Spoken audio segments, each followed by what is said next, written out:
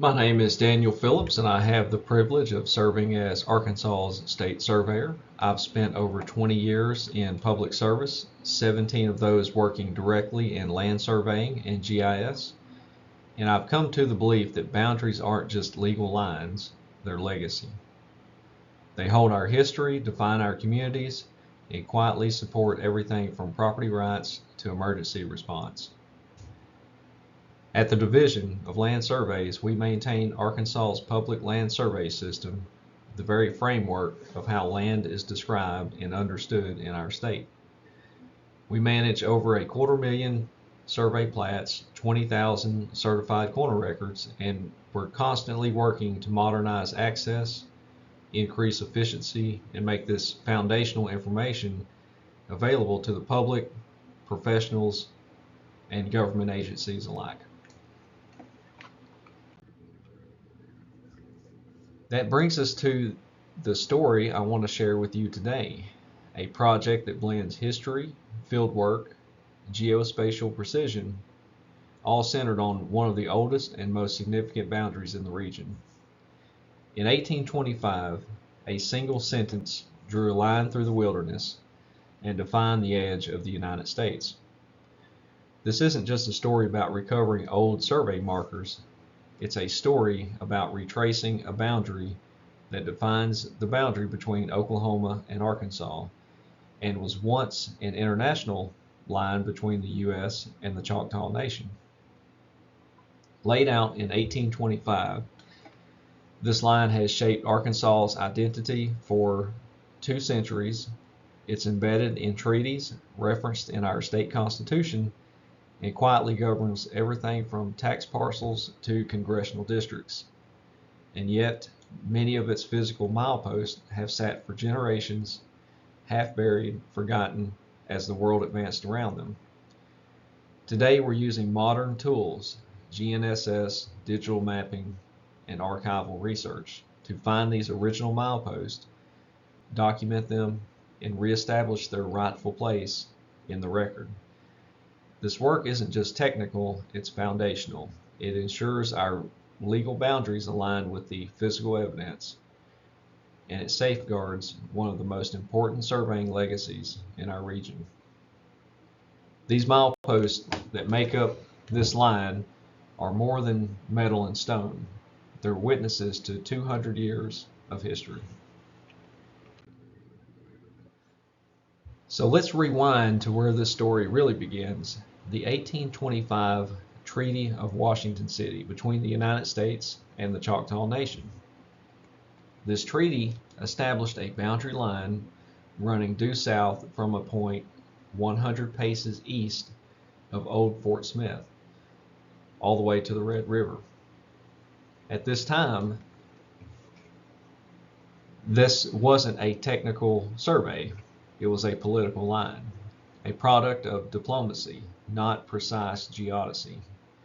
But that one simple clause laid the groundwork for a boundary that would shape state lines, land title, and even modern GIS layers. What's remarkable is that this nearly 200-year-old language still governs how we operate today. And it's our job to bring clarity and precision to that legacy using the best modern tools available. At the Division, we approach that responsibility with respect for history and a clear commitment to getting it right for the future. This is where it all began. The literal first page of James Conway's 1825 field notes documenting the original survey of the Choctaw boundary line. These handwritten notes are still preserved today by the Arkansas Commissioner of State Lands. You can almost feel the weight of history on this paper. This was the first starting point for the line that shaped Arkansas's western boundary for generations to come. Conway himself was more than just a contract surveyor for the General Land Office. A decade later, he became the first governor of Arkansas, serving from 1836 to 1840. His story reflects something we still see today. Surveying isn't just technical work, it's foundational to how we define land, boundaries, and governance.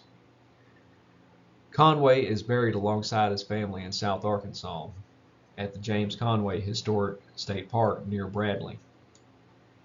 Not far from the very boundary line he helped lay out nearly 200 years ago. This is the location where James Conway began the 1825 boundary survey. It's called the initial point.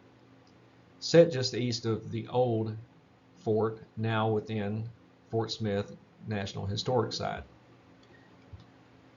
From this spot, Conway extended the boundary line due south, mile by mile.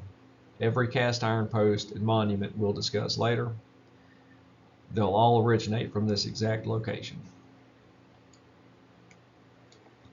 What you see here is a replica monument established by the National Park Service to preserve the position of the original point. The first monument was likely just a wooden stake placed by Conway himself nearly 200 years ago. Long lost to time, but the position remains critical. Using modern GNSS equipment, our division ties today's survey efforts precisely to this historic location, ensuring that even 2 centuries later, we maintain continuity, accuracy, and respect for the original work that defined Arkansas's boundary. This aerial view shows the initial point relative to the eastern edge of the old Fort Smith. The treaty and Conway's notes both describe 100 paces east, but since pace isn't an officially agreed upon length, we had to interpret it. Our field investigation shows in this case a pace equates to roughly 3 feet, resulting in about 300 feet from the original fort location. This example highlights a step to reconcile historical descriptions with modern measurements.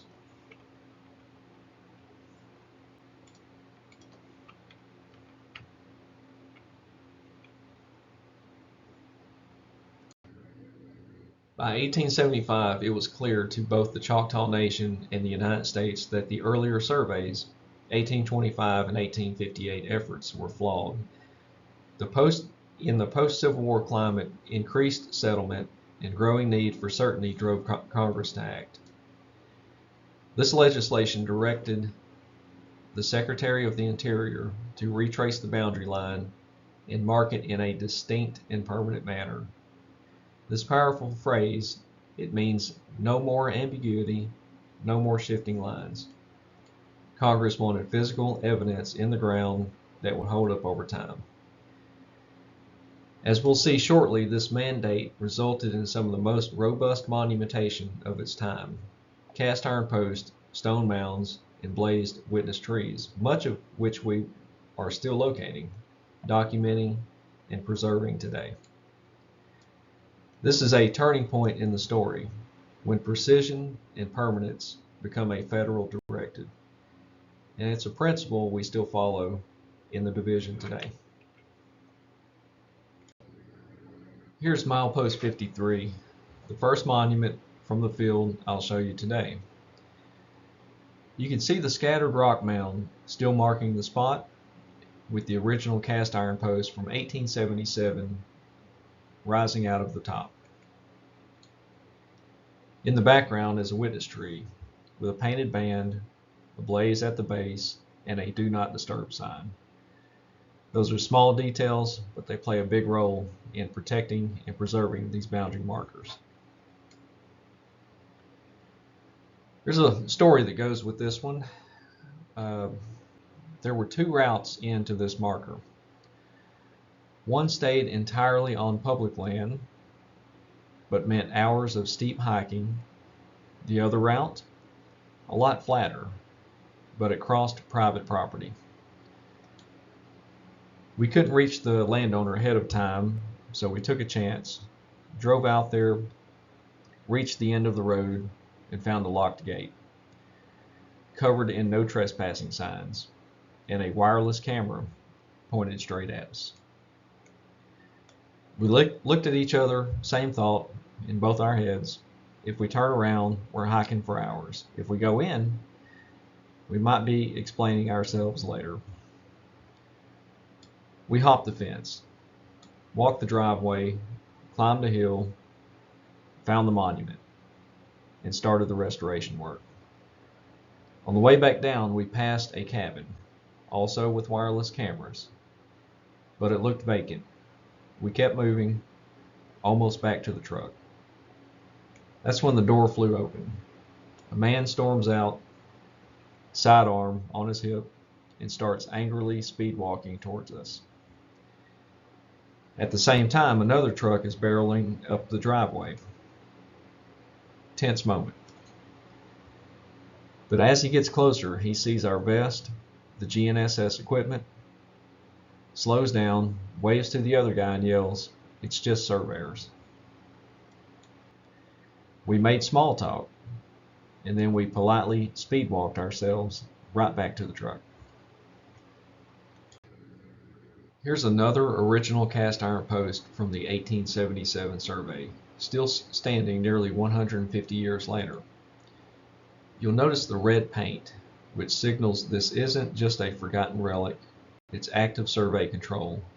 That might seem simple, but that red coat serves two important purposes.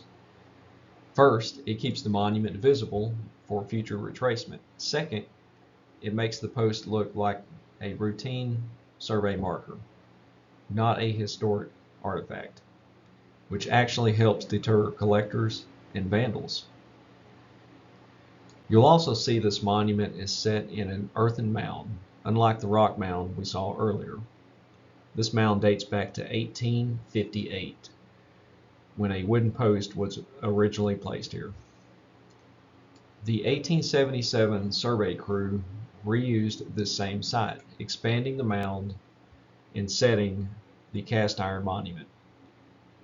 That speaks to the continuity of these surveys, each generation building on the work of those who came before. These aren't just isolated iron posts out in the woods. They're layered history, physical evidence of coordinated effort stretching back over 150 years. Here's another recovered milepost location, Milepost 47. What we're seeing is the original rock mound built in 1858, reused and likely expanded in 1877, just like Milepost 53 we saw earlier. The original cast iron monument is gone, stolen at some point, but the Forest Service replaced it with a durable aluminum monument which still honors the location. You'll also notice the GNSS receiver we set up for our recovery work. And in the background, that's Rich Mountain, the second tallest mountain in Arkansas and home to Queen Wilhelmina State Park. This image speaks volumes. The line doesn't bend to avoid terrain. It climbs straight over the ridge. Imagine surveying this in the 1850s or 1870s with chains and compasses, no shortcuts. The job was to retrace the treaty line, and that meant straight up and over every obstacle in its path.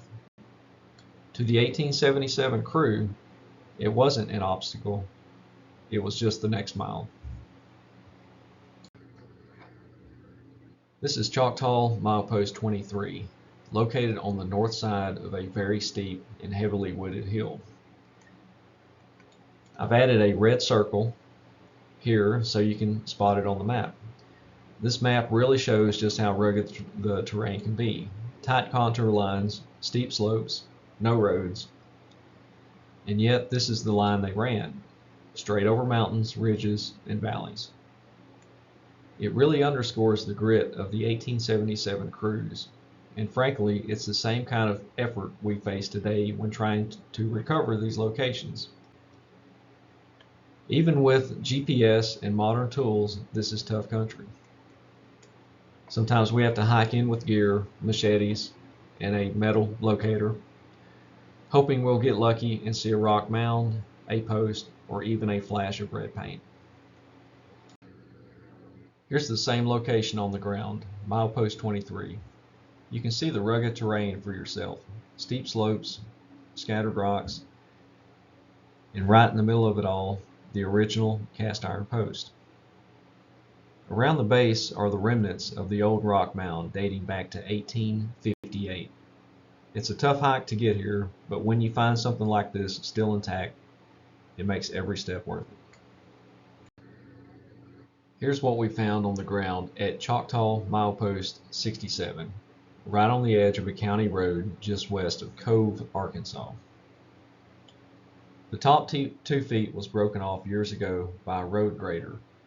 We recovered the broken section and reattached it to the portion still in the ground using a 2-inch iron post, which filled the hollow interior of the cast iron monument to reconnect the 2 pieces. You'll also notice the large hole excavated around the base.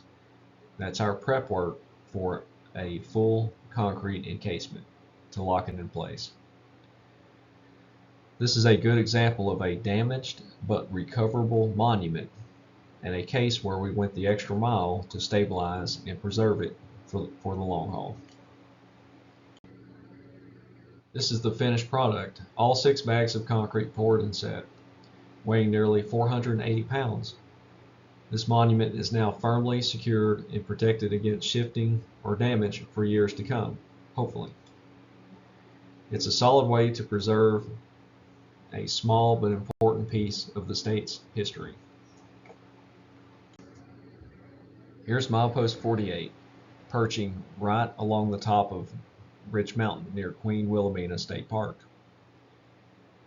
At over 2,500 feet in elevation, this is one of the most scenic and physically challenging locations along the entire Choctaw boundary, at least to the original surveyors who had to traverse straight up and over the mountain.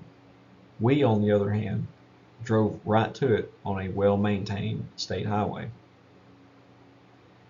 Now here's a fun but totally useless fact. This is the only milepost on the line that has its own Wikipedia page. No idea who wrote it, probably someone with too much free time. But it goes to show how these monuments don't just shape boundaries, they capture imaginations.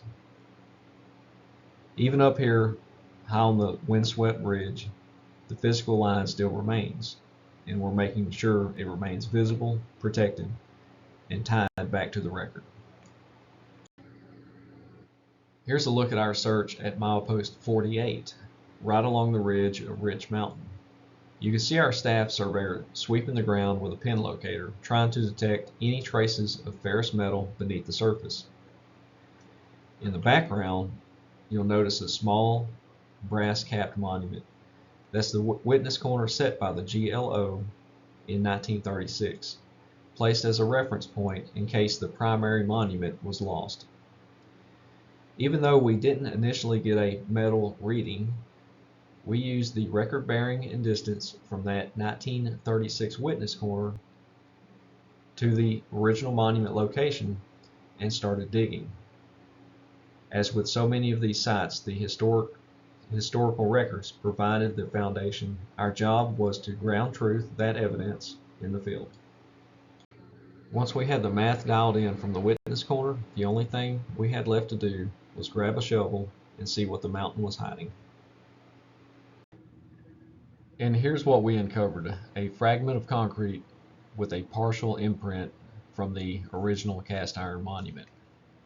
Our records show that the Forest Service reset the monument here in 1976, encasing it in concrete for stability.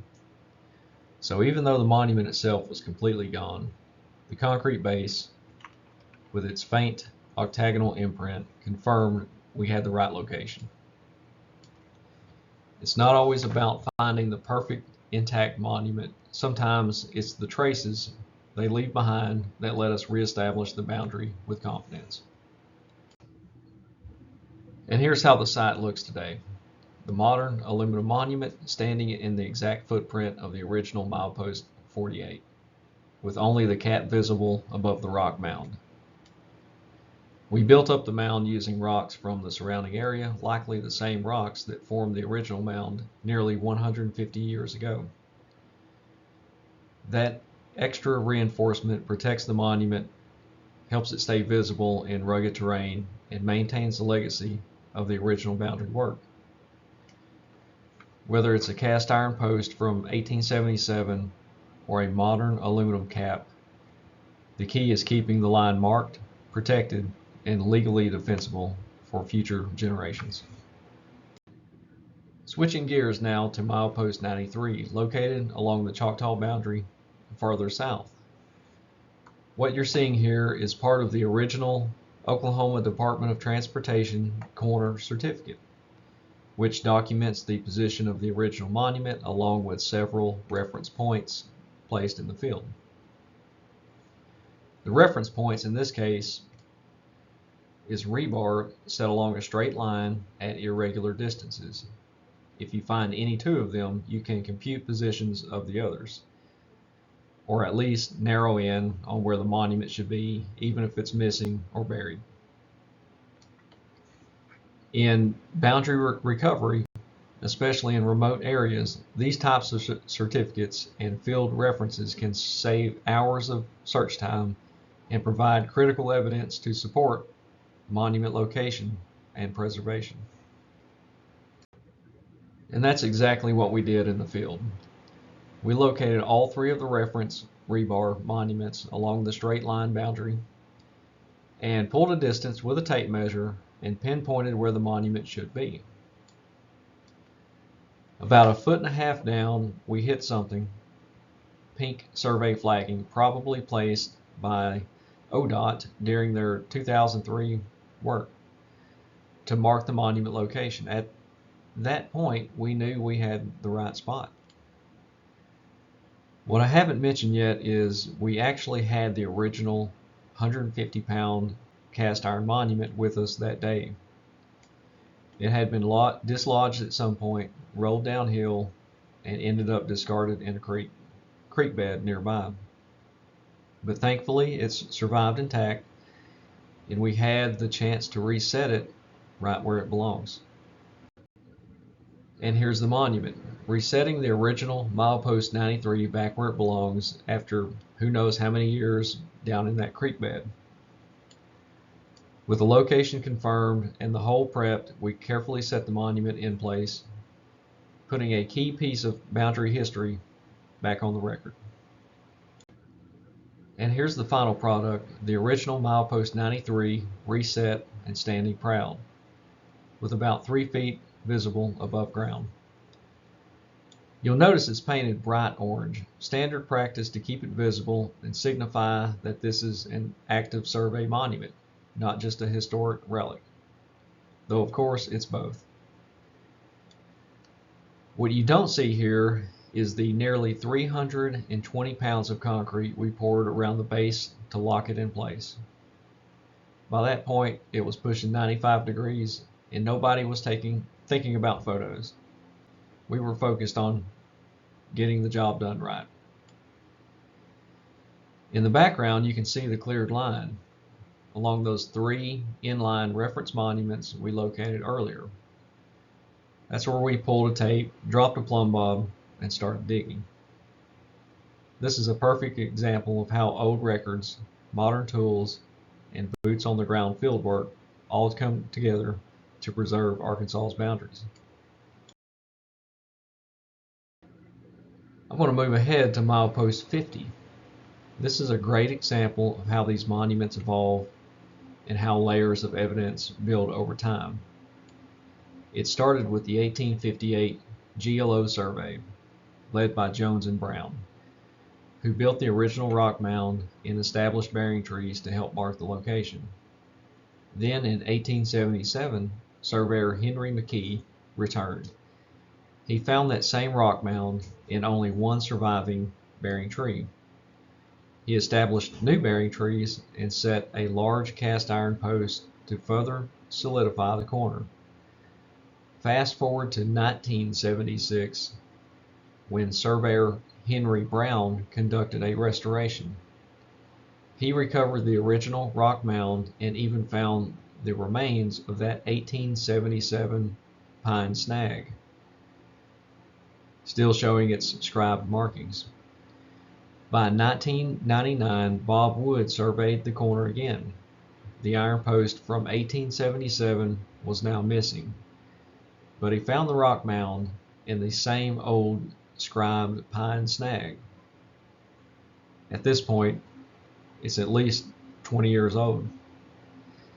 He replaced the missing post with a USDA aluminum pipe to hold the position. Finally, in 2021, our division revisited the site.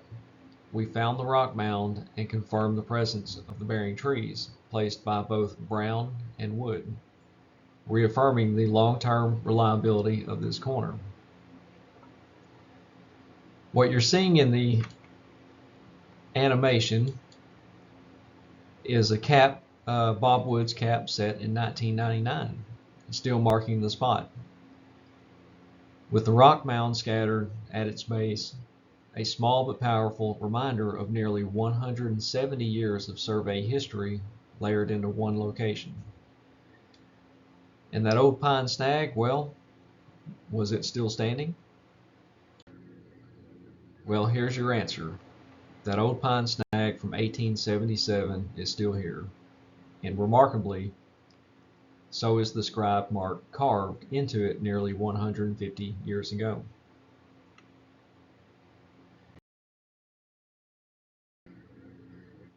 You can see the faint letters ARK still visible on the side of the snag. McKee's crew carved that during the 1877 boundary survey to mark this bearing tree as being on the Arkansas side of the line. It's not much to look at now, but the snag is living evidence of the original survey work that helped define Arkansas's western edge. Even after generations of storms, wildfires, and logging, pieces like this still survive, tucked away along the boundary, quietly holding the line. Not the prettiest tree in the woods, but for a 150-year-old survey witness, I'd say it's aging pretty well. Here's a fun one to close us out. Milepost 97, sitting proudly in front of the Visitor Center at historic Washington State Park. One small problem: it was 35 miles away from where it was supposed to be on the Arkansas-Oklahoma line. The monument had been there so long that nobody knew its background, not the state park staff, not the city of Washington. The running rumor? Visitors used to tie their horses to it when they stopped in town, so odds are this thing got relocated before automobiles were even around. The good news? We had recently computed the true location where Milepost 97 belongs. Now all we had to do was move it. Here it is, Milepost 97, finally back home. After more than a century lost from its rightful location, the monument is once again marking the Arkansas-Oklahoma line, exactly as intended nearly 150 years ago. These recoveries, whether it's relocating a lost monument, stabilizing one hidden in the woods, or finding 19th century evidence beneath asphalt, all tell the same story. Our boundaries are more than lines on a map. They're history, their identity, and they're built on work of generations, surveyors, communities, and now our team at the Division of Land Surveys. We're proud to carry that legacy forward, preserving, protecting, and putting these mileposts back where they belong, one monument at a time. So now I'll leave you with this. Boundaries define land, but protecting them defines us.